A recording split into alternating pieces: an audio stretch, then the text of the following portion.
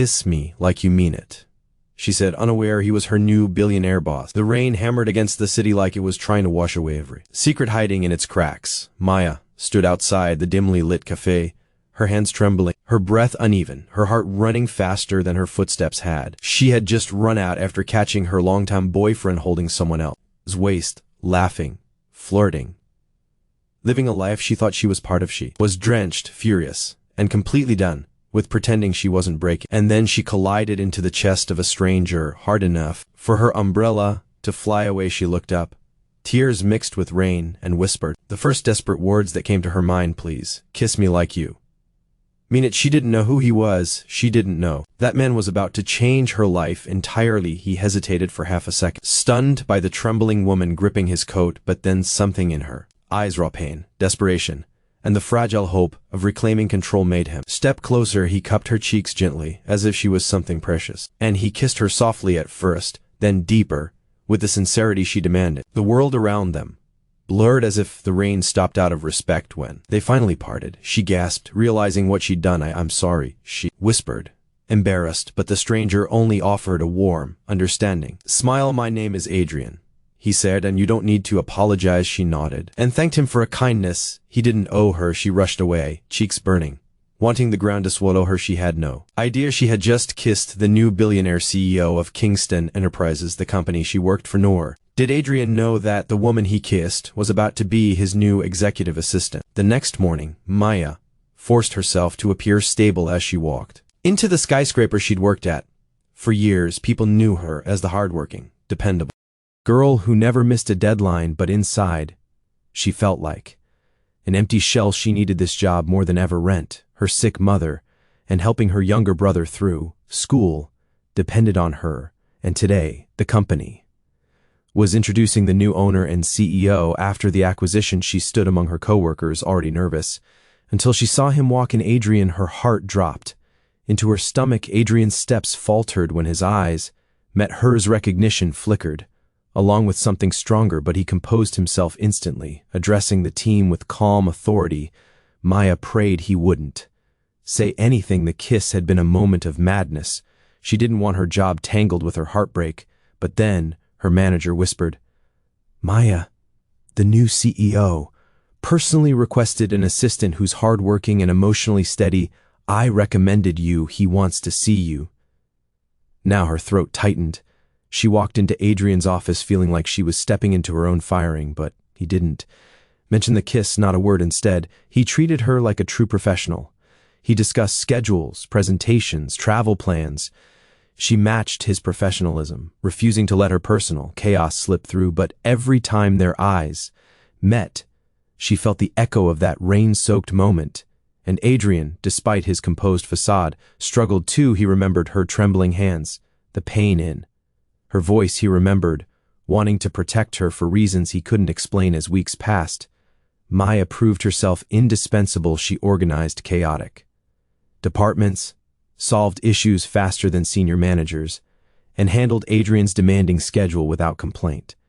He admired her resilience, her kindness, her quiet strength. She admired his patience, his fairness, and the rare softness he revealed only when it was just them. Their unspoken connection grew with every late-night meeting and every shared elevator ride. But Maya kept her heart caged. The betrayal she faced still weighed heavily, and Adrian, he kept his feelings hidden out of respect, afraid she'd see his affection as pressure from a boss. The first major challenge came when Maya's mother's condition worsened.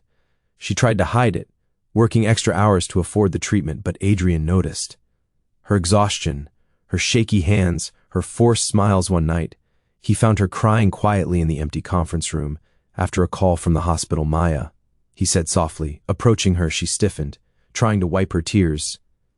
"I'm fine," she whispered, but he shook his head gently. "You don't always have to be." She broke down then, telling him about her mother, the bills, the fear of losing her only family.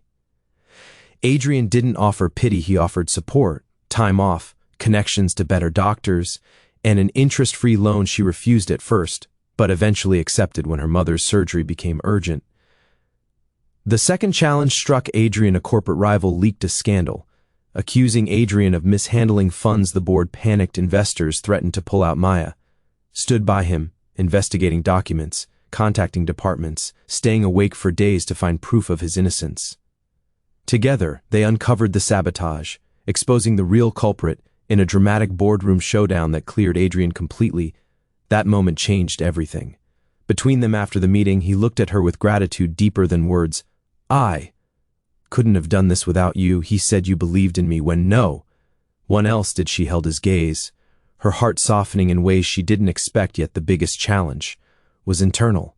Their growing feelings, heavy and unavoidable. One evening, after a successful quarterly presentation, they stood on the rooftop balcony. The city lights reflected in Maya's eyes as she finally spoke the truth she'd been holding.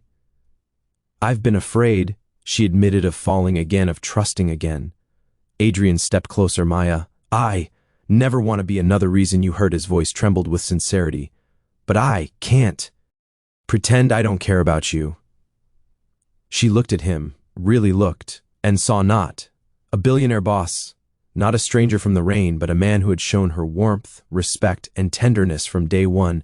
She took a slow breath, feeling her fears loosen their grip. "Adrian," she whispered, "the night we met, I asked for a kiss because I wanted to forget pain. Today, I'm asking because I want to feel something real." And then she added, with a soft, trembling voice, "Kiss me, like you mean it this time." He didn't hesitate. He stepped closer, gently brushing her hair aside, and kissed her with a depth he had held back for too long.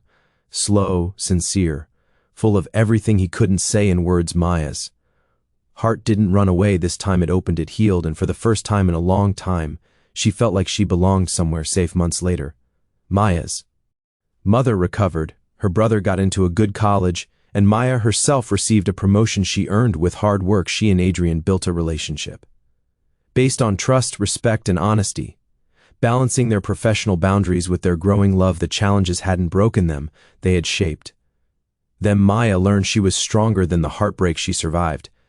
Adrian learned that power wasn't in money, but in compassion. In the end, the story wasn't about a billionaire saving a broken girl or a girl transforming a lonely CEO.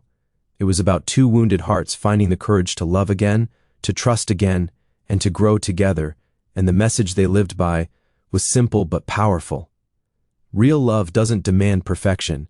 It simply asks for honesty, effort, and a heart willing to stay even when storms hit. And once again, whenever Maya remembered their beginning, she smiled at the memory of her desperate whisper in the rain, because that moment, wild, messy, and unexpected, led her to the love she never knew she deserved.